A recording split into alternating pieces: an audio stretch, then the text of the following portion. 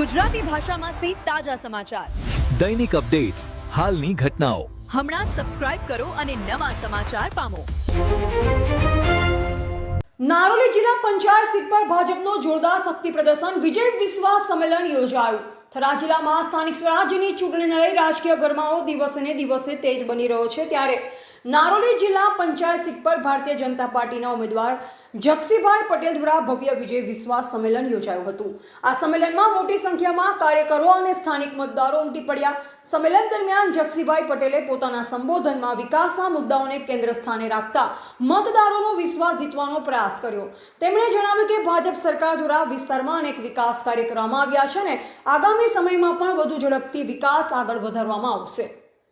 કાર્યક્રમ દરમિયાન ભાજપના આગેવાનો અને કાર્યકરોએ એકસુરે જીતનો વિશ્વાસ વ્યક્ત કર્યો હતો. સંમેલનમાં આ વખતે પણ ભાજપ જેવા નારાઓ સાથે ઉત્સાહનું વાતાવરણ સર્જાયું. સ્થાનિક લોકોમાં પણ સંમેલનને લઈ ઉત્સુકતા જોવા મળી અને મોટી સંખ્યામાં લોકોની હાજરીએ ભાજપ પક્ષમાં મજબૂત માહોલ હોવાનો સંકેત આપ્યો છે.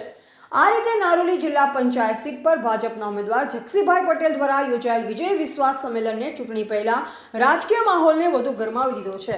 એવા રાણાભાઈ પારેગી, વાવ, થરાદ. પત્રકાર મિત્રોને મારા નમસ્કાર.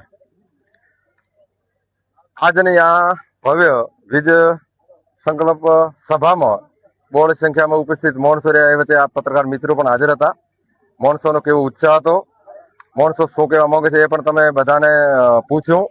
એ ઉપરથી હું 100% ખાતરી આપું છું કે ભારતીય જનતા પાર્ટી ઉપર સંપૂર્ણ પૂરી જનતાનો તેમના પર ભાવ છે. એમના દરેક કામ થયા છે.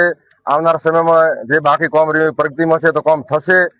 આજથી 25 વર્ષ ભૂતકાળમાં તો અહીંયા શું હતું અને અત્યારે શું છે એ સોશિયલ મીડિયા નહીં પત્રકાર મિત્રોને પણ ખબર છે, બધાને મતદાર ભાઈઓને બહેનોને પણ ખબર છે.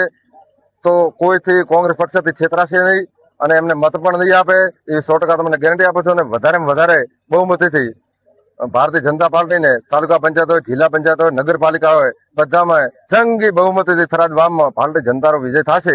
આ નવો જિલ્લો છે, નવા જિલ્લામાં પ્રથમવાર તમને જિલ્લા પંચાયત લડવાનો મોકો મળ્યો છે, શું કહેશો? પ્રથમ જિલ્લો થરાદ પ્રથમ જિલ્લો બન્યો અને એમાં મને મળવાનો મોકો મળ્યો. એમાં ભારતીય જનતા પાર્ટીનો ખૂબ ખૂબ હું આભારી છું. દરેક મતદાતાનો પણ ખૂબ ખૂબ હું આભારી છું. કારણ કે મને પાર્ટીએ ટિકિટ આપી અને અત્યારે મતદાર ભાઈઓ મોટી સંખ્યામાં હાજરીને સમર્થન આપે છે. એ આપ મીડિયાના પત્રકાર મિત્રો પણ જાણો છો. પ્રચાર દરમિયાન કેવા મુદ્દાઓ લઈને લોકો સમક્ષ જવાના છે? પ્રચાર દરમિયાન અમારા મેન મુદ્દા છે આરોગ્યમાં કોઈ કમી રહી હોય તો એને આગળ વધારીને કામ કરવું, વીજળી, રોડ, રસ્તા, પાણી, માણસો માટે જે અમે તમને કીધું એમ પાણીના તળ ઊંચા આવ્યા હતા એનો નિકાલ કરવા માટે સરકારે ખૂબ મોટી રકમ ફાળવી છે. એમાં જેમ બને એમ ઉતાવળથી કામ થાય એ અમારા અને શિક્ષણ આ મેન મુદ્દા છે અમારા. જીત્યા બાદ પ્રથમ કામ નારોલી જિલ્લા પંચાયતમાં કયું કરવામાં? જિલ્લામાં નારોલી જિલ્લા પંચાયતમાં મારું પ્રથમ કામ અત્યારે ખેડૂતોની એક વેદના છે. થોડું લોબી લાઈન છે કુસુમ ફીડર કહે એ કુસુમ ફીડરમાં થોડી ખેડૂતોની સમસ્યા રહે તો એના માટે અમારે પ્રથમ મારી પસંદગી રહેશે જીવીસી સેન્ટર નારોલી બનાવવા માટે.